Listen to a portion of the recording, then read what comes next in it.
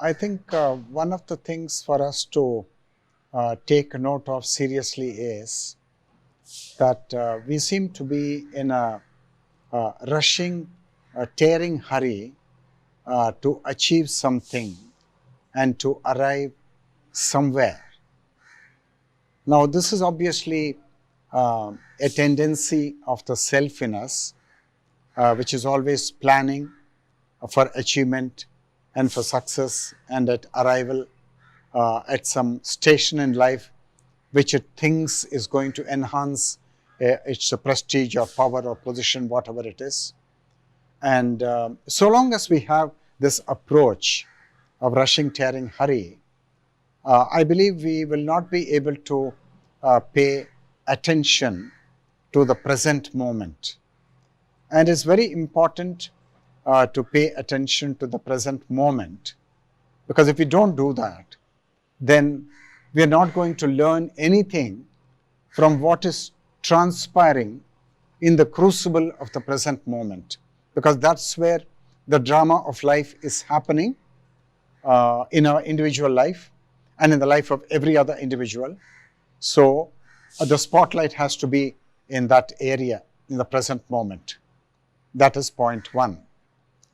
And the second point is, if we look at the human drama, we'll find that one of the most contentious areas of human life is the interpersonal relationship and the frequency with which every one of us is getting hurt in an interpersonal relationship, whether it is between two lovers and who are not expected to get hurt with each other in the first place, and because they're professing their love and yet they're getting hurt, and or between husband and wife, or between brothers and sisters, between parents and their children, between friends, and between a guru and the disciple, and between partners in business, and between an employer and an employee.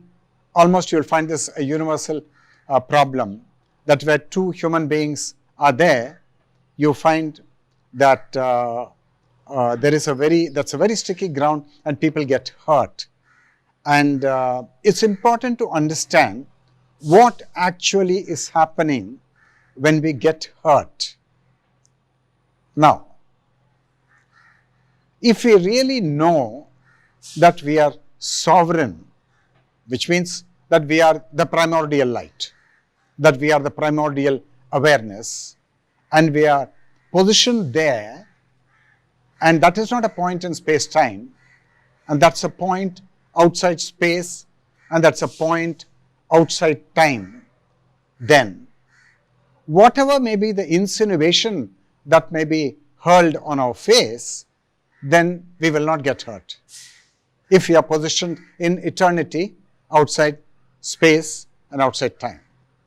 But if you are not positioned in that sacred spot, but if you are positioned in the self, which is a very unfaithful representation of the primordial awareness or the Atmic light, a very distorted representation of the pristine Atmic light, the pristine primordial awareness, then we are definitely going to get hurt.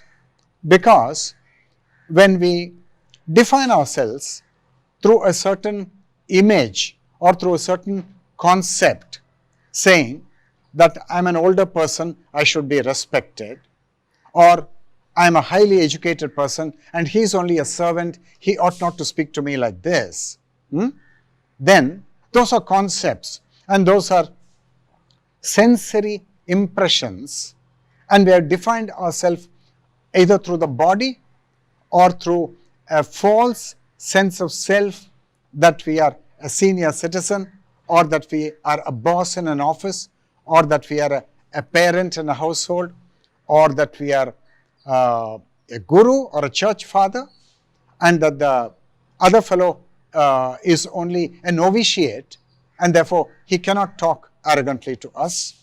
And the same thing with the employer and the employee, then definitely we are going to get hurt.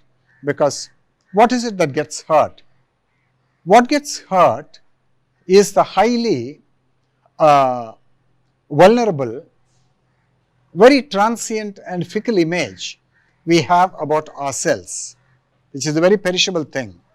I have an idea that I'm an engineer, I'm highly educated, or that I'm a scholar, or that I am superior to some other people, and therefore the so-called inferior people ought to revere me, some such thing.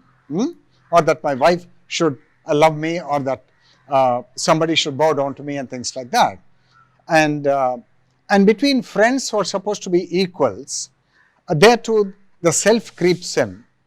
The self gives you the definition of who you are, and you say, but I am richer than him, and he is not as wealthy as myself, so I should command more respect, and so on. So by various counts, willy-nilly, when life does not go according to your expectations and according to the dictates of the self, then you get hurt.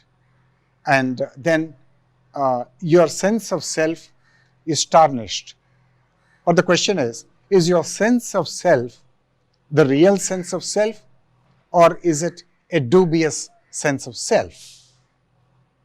And if we have the patience to inquire, we will find that what really got hurt is a false sense of self. And so long as we're going to have the false sense of self, we are definitely going to get hurt.